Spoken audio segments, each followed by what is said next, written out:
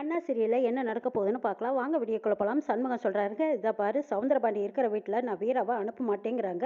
அண்ணாசாமி, நான் செஞ்சது தான் தப்பு, என்னை மன்னிச்சிடுங்கன்னு கனி வந்து மன்னிப்பு கேட்குறேன். நீ எதுக்குள்ள மன்னிப்பு கேட்குறேன்னு கேட்கவும், ஆமாம் நான் தான் ஃபோன் பண்ணி அத்தைக்கும் அக்காவுக்கும் சொன்னேங்கிறாங்க. நீ எதுக்குள்ள அப்படி ஃபோன் பண்ணி சொன்னேன்னு கேட்கவும், ஆமாம் சிவபாலன் மாமா ரொம்ப நல்லவர் தானே, அவருக்கு வீரக்காவை கல்யாணம் பண்ணி கொடுத்தா அக்கா சந்தோஷமா இருக்குங்கிறாங்க. கனி, பாத்தியா சாமி, எங்கள் பேரில் எந்த தப்பும் இல்லை, இப்போ வாது உண்மை என்னன்னு தெரிஞ்சுக்கிட்டியா, வாப்பா வந்து சாப்பிடு வா அப்படின்னு பரணி கூப்பிட்றாங்க. இதா பாருல கனி, எனக்கு சிவபாலன் அத்தை பையன்தான், அவனுக்கு என்ன பிடிக்கும், எனக்கும் அவனை பிடிக்கும். ஆனால் அந்த சவுந்தரபாண்டி இருக்கிற வீட்டுக்கு என் தங்கச்சி வீராவை நான் அனுப்பி வைக்கவே மாட்டேன்னு உறுதியாக சொல்லிடுறாங்க சண்முகம். பொழுது விடிஞ்சதும் அடுத்த நாள் காலையில் சவுந்தரபாண்டி வீட்டில் சனியன் சவுந்தரபாண்டியும் ஏதோ கணக்கு பார்த்துட்டு இருக்காங்க. இன்னைக்கு சைவம்னு சொன்னாங்க, கருவாட்டு தொக்கு வாசனை வருதே அப்படின்னு யோசிச்சுட்டு இருக்கிறாங்க சனியன். கூடவே ஈரலும் அனுக்குறாங்க போல இருக்குது. ஆஹா, என்ன மனம்னு ரசிச்சுட்டு இருக்கிறாங்க சனியன்.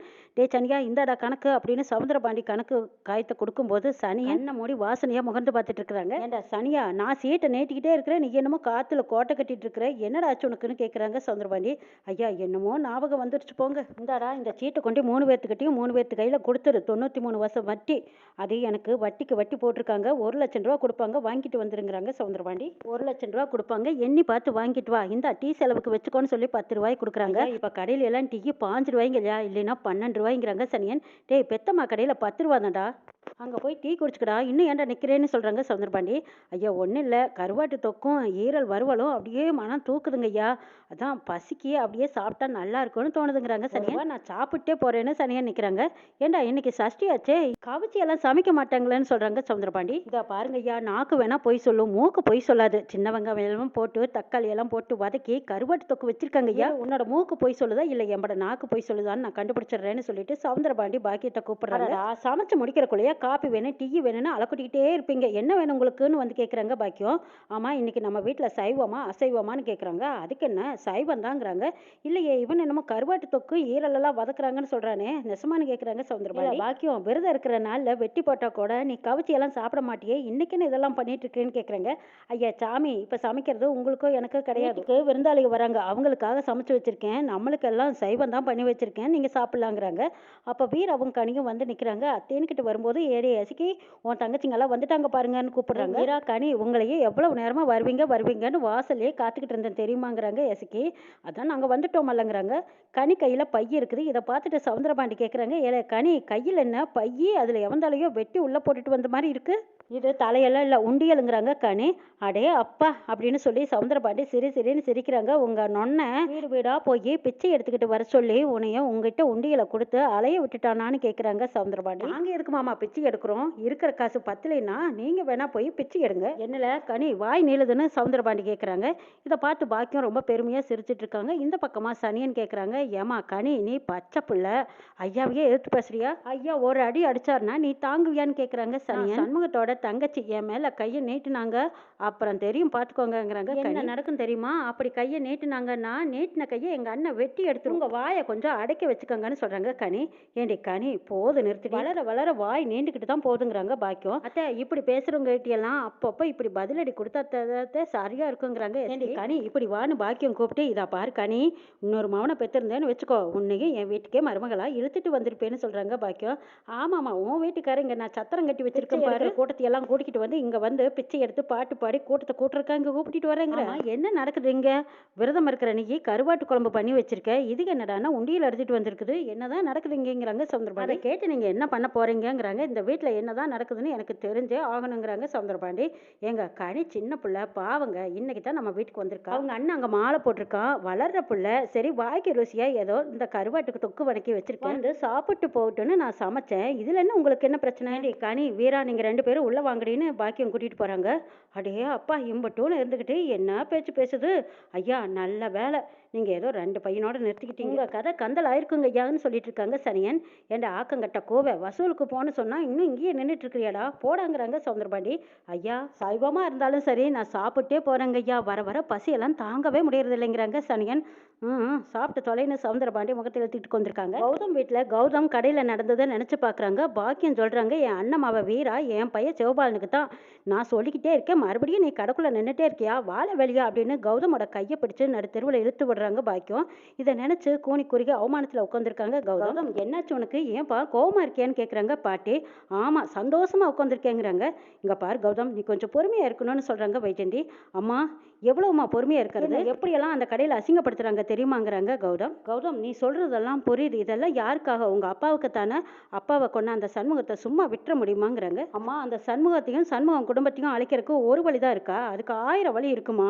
ஆனால் அந்த எசிக்கு இருக்கா பாரு, வந்து வயசுன பேச்சுக்கு அவளை கன்னத்தில் பலார் பலார்னு அரையணும் போல இருந்தது. அவளை அப்படியே அடிச்சு போடணும்னு தோணுச்சு. எனக்கு அவ்வளோ கோவம் வந்துருச்சு. இவ்வளோ உயர் தான் இருப்பான் அந்த வெட்டிக்கு. அவனுக்கு நான் அசிஸ்டண்டா, எவ்வளவு கொடுமையாக இருக்குது தெரியுமா. அவன் கொடுத்த டார்ச்சரெல்லாம் என்னால் தாங்கவே முடியல. இதுக்கு மேலேயும் என்னால் தாங்க முடியாது. எவ்வளவு டார்ச்சர் கொடுத்தாங்க தெரியுமான்னு சொல்லிட்டு இருக்காங்க. வேற வழியே இல்லை கௌதம். அந்த சண்முகம் இருக்கானே, அவன் உன்னை நம்பணும். நம்பினா தான் அந்த வீராவை உனக்கே கட்டி கொடுத்தா நல்லா இருப்பான்னு அவன் நினைக்கணும். நம்பணும். நம்ப வைக்கணும். விஷயம் நடக்கணும்னா நீ இதெல்லாம் அனுபவிச்சு தான்ப்பா ஆகணுங்கிறாங்க. அம்மா, இதெல்லாம் என்னால் முடியவே இல்லைம்மாங்கிறாங்க கௌதம். இதெல்லாம் எத்தனை நாளைக்கு, மிஞ்சி மிஞ்சி போனால் 1 மாதம் தானே. 1 மாதத்துக்கு கூட அப்பாவுக்காக நீ பொறுத்துக்க மாட்டியா என்னன்னு கேட்குறாங்க வைஜந்தி. இதை பார்ப்பா, நீ அந்த குடும்பத்தை பழி வாங்கணும்னா அந்த வீராவுக்காக நீ என்ன வேணாலும் செய்யணும். அப்போ தான் நீ நினச்சது நடக்கும். அந்த வீராவை பழி வாங்க முடியுங்கிறாங்க பாட்டி. இதை பாப்பா, உண்மையான வெற்றினா என்னன்னு தெரியுமா. நான் விட்ட கண்ணீரை அந்த குடும்பமும் விடணும். அந்த வீரா இந்த வீட்டுக்கு மருமகளா வந்து அவள் படுற கஷ்டத்தையெல்லாம் பார்த்து அந்த சண்முகம் கண்ணீர் வடிக்கணும். தயவுசெய்து என் தங்கச்சியை விட்டுருங்க மேடம்னு என் காலில் விழுந்து அவன் கெஞ்சணும். அப்பதான் நான் யாருங்கிற விஷயமே அவனுக்கு தெரியும். நான் யாரு நீ யாருன்னு விவரம் தெரிஞ்சதுக்கு அப்புறமா அவன் நடந்ததை எல்லாம் நினைச்சு பார்த்தா அப்படியே துடிக்கணும்ப்பா. துடிக்கணும்னா நீ இதெல்லாம் பண்ணித்தான் ஆகணுங்கிறாங்க வைத்தியமா. ஒரு நாள் கூட அவங்க கொடுக்குற டார்ச்சரை தாங்க முடியல. 1 மாசம்ங்கிறது ரொம்ப அதிகமா இருக்குதுங்கிறாங்க கௌதம். இதை பார்ப்பா, அப்பாவுக்காக இந்த அம்மாவுக்காக நீ எல்லாமே தாங்கித்தான்ப்பா. ஒருவேளை என் வீட்டுக்காரோட சாவுக்கு காரணமா இருந்த அந்த சண்முகத்தை பழி வாங்க முடியலையேன்னு என்னைக்கு எனக்கு தோணுதோ, உங்க அப்பா மாதிரியே நான் தோத்து போய் நின்னா நானே எனக்கு நானே சூட் பண்ணிக்கிட்டு செத்துருவேங்கிறாங்க வைத்தியம். உயிரோடு இருக்கணும்னா நீ இந்த காரியத்தை பண்ணித்தான் ஆகணும்னு வைஜந்தி சொல்லிட்டு போயிடுறாங்க. இதை கேட்ட கௌதம் என்ன பண்றதுனே புரியாம நின்றுட்டு இருக்காங்க. அப்ப பாட்டி சொல்றாங்க, இதை பார்ப்பா கௌதம், ஜெயிக்கணும்னா உங்க அப்பாவோட ஆத்மா சாந்தி அடையணும்னா அம்மா சொல்ற மாதிரி கேளுப்பான்னு சொல்லி கொடுக்குறாங்க. கௌதமும் சரின்னு சம்மதிக்கிறாங்க. பாக்கியம் கனியை உட்கார வச்சு கருவாட்டு தொக்காட சாப்பாடு பரிமாறிக்கிட்டு இருக்காங்க. வீராவையும் கூப்பிடுறாங்க. இல்ல அண்ணன் மாலை போட்டிருக்கும் போது நான் கவச்சி சாப்பிட்டா சரியா இருக்குமா, அதெல்லாம் எனக்கு வேண்டாங்கிறாங்க. அப்படின்னா நான் சாப்பிட்டா தப்பாக்கான்னு கேட்குறாங்க கனி. நீ சின்ன பிள்ளை, வளர்ற பிள்ளை, நீ சாப்பிடலாம், சாப்பிடு, பெரியவங்க தான் விரதம் இருக்கணுங்கிறாங்க. ஆமாத்த, அப்பா அடிக்கடி சொல்லும், நீ வளர்ற பிள்ளை நல்லா சாப்பிடணும்னு சொல்லுங்கிறாங்க. அதுக்காக தாண்டி உனக்கு கருவாட்டு தொகை செஞ்சு வச்சிருக்கேன், சாப்பிடுங்கிறாங்க பாக்கியம். சரி, அந்த உண்டியலை கொண்டா வீரா, உடைக்கலாங்கிறாங்க எஸ்கே. ஏண்டி எதுக்கு இம்பிட்டு கூத்தடிச்சிட்டு இருக்க, இப்போ அந்த உண்டியலை உடைக்கணும்னு என்ன அவசியம் வந்ததுன்னு கேட்குறாங்க பாக்கியம். அத்தை, எனக்கு ரொம்ப நாளாக இருக்கிற ஆசைங்கிறாங்க. அடி ஆத்தி, அப்படி என்னடி ஆசை வச்சிருந்தேன்னு கேட்குறாங்க வீரா. மாமா எனக்கு அப்பப்போ ஏதாவது ஒன்று செயின் அது இதுன்னு வாங்கி கொடுக்குறாருல, அவருக்கு நான் இது வரைக்கும் எதுவுமே செஞ்சதில்லை. அவ புருஷக்காரன் நிறைய கை நிறைய சம்பாதிக்கிறான், நீ வீட்டோட கிடக்கிறவ, உனக்கு என்ன சம்பாதனை, நீ என்னத்தை வச்சு செய்வே, உனக்கு எதுக்கு இந்த வீண் ஆசைன்னு கேட்குறாங்க பாக்கியம். யார் சொன்னா நான் சம்பாதிக்கலன்னு, நான் அந்த வீட்டில் இருக்கும்போது கடை வச்சிருந்தனால அதில் வந்த வருமானம் தான் இந்த உண்டியில் இருக்கிறதுங்கிறாங்க. அடி ஆட்டி, அந்த லாபத்தையெல்லாம் நீ ஒழிச்சு வச்சிருந்தியான்னு கேட்குறாங்க வீரா. அடியே இல்லடி, நான் சேர்த்து வச்சிருந்தேங்கிறாங்க எசுக்கி. சேர்த்து வச்சிருந்தா அது இருந்துட்டு போகட்டும், உன் புருஷன் என்ன அது வேணும் இது வேணும்னு உன்கிட்ட கேட்டானா என்ன, நீ எதுக்கு இந்த வீணாசை வச்சிருக்கேன்னு கேட்குறாங்க. அத்தை, அவர் கேட்கலினாலும் அவருக்காக நான் ஏதாவது செய்யணுமில்ல, அச்சய தேதி வருதில்ல, ஏண்டி அதுதான் வந்துட்டு போயிடுச்சுங்கிறாங்க வீரா. இல்லை அப்போவே செயின் வாங்கி போடணும்னு நான் நினச்சேன், அந்த சமயத்தில் அந்த பிரச்சனை இந்த பிரச்சனைன்னு ஏதாவது ஒரு பிரச்சனை வந்துக்கிட்டே இருந்தது, அதனால என்னால் எதுவுமே செய்ய முடியாமல் போயிடுச்சு. இப்போ எந்த பிரச்சனையும் இல்லாமல் இருக்கும்ல, அதனால தான் மாமாவுக்கு சேர்த்து வச்ச பணத்தில் செயின் வாங்கி போடலாம்னு இருக்கேன்னு சொல்கிறாங்க எஸ்கி.